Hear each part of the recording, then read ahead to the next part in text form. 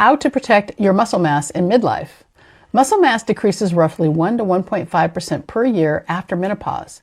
Resistance training is the single most effective intervention to slow that down. Here's what the data show. I'm Dr. Gordon, board certified in obesity medicine.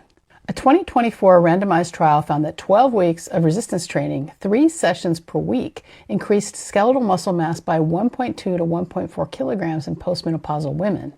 A 2026 MRI study showed that 15 weeks of resistance training increased muscle volume by about 4% with concurrent increases in strength.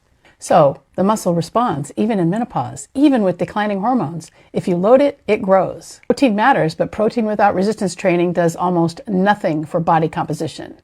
The same 2024 trial showed that high protein intake without training had no measurable effect on muscle mass. Training was the variable that moved the needle. When training and protein are combined, the results are better than either one alone. A 2026 emulated trial from the Women's Health Initiative showed that women maintaining 1.5 grams of protein per kilogram of body mass per day over 3 years had less visceral fat, less subcutaneous fat, less total body fat, and more lean tissue. Benefits showed up starting at 1.2 grams per kilogram. The greatest effects were at 1.5 grams per kilogram. A cross-sectional analysis of over 8,000 postmenopausal women found that physically active women in the highest protein group had 8.5 percentage points more lean mass than sedentary women in the lowest protein group. Activity modified the relationship between protein and muscle.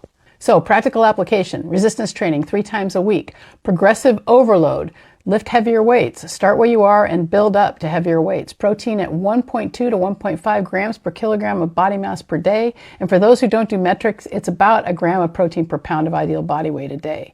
At least 20 to 35 grams per meal, spread it across the day. You may have to work up to it. Vitamin D at 800 international units daily, calcium at 1,000 milligrams daily.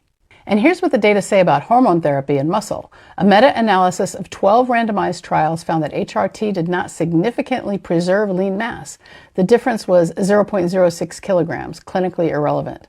Hormones have metabolic value, but for muscle specifically, the intervention is loading the muscle and feeding it protein. Muscle is metabolically active tissue. It drives resting energy expenditure. It improves insulin sensitivity. It protects your skeleton. And it declines every year you don't actively maintain it. This is why I tell every patient in my practice resistance training is non-negotiable.